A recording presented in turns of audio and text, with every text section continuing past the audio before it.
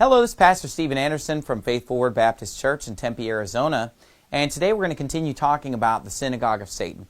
Now let me start out by saying this right away. When we talk about the synagogue of Satan, we're not talking about a race of people or an ethnicity. We're talking about a religion. A synagogue is a place of worship. Okay, so when the Bible talks about the synagogue of Satan, he's referring to the wicked religion of Judaism. It's a blasphemous religion.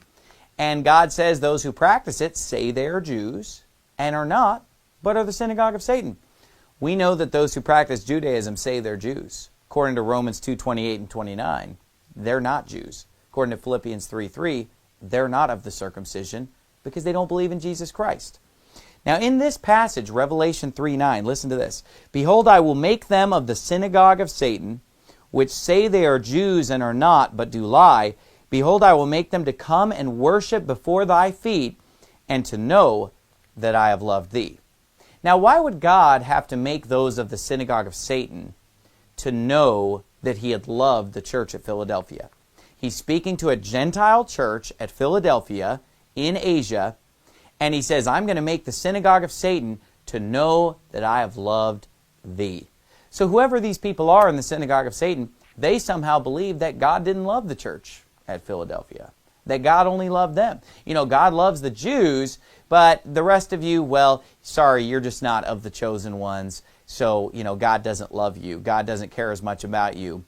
That's a lie. And so the irony is that whenever you speak out against the synagogue of Satan, which is every Jewish synagogue, whenever you speak out against Judaism as a false religion, and whenever you speak out against ideologies like Zionism, you'll often be called a racist or anti-Semitic.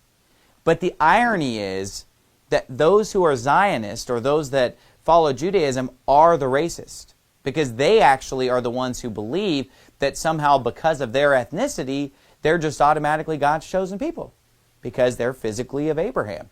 And that we that are of a different ethnicity are somehow lower on the totem pole in God's eyes.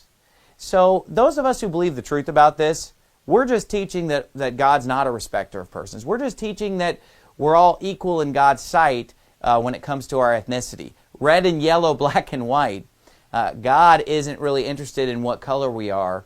We're all the same in God's eyes in that sense. So the one who is really the racist is the Zionist. The one who is teaching Judaism that somehow your ethnicity makes you special in God's eyes. Well, not in the New Testament. We're all of God's people in the New Testament. We're all of one blood, and it's our belief in Jesus Christ that makes us God's chosen people. And you know what?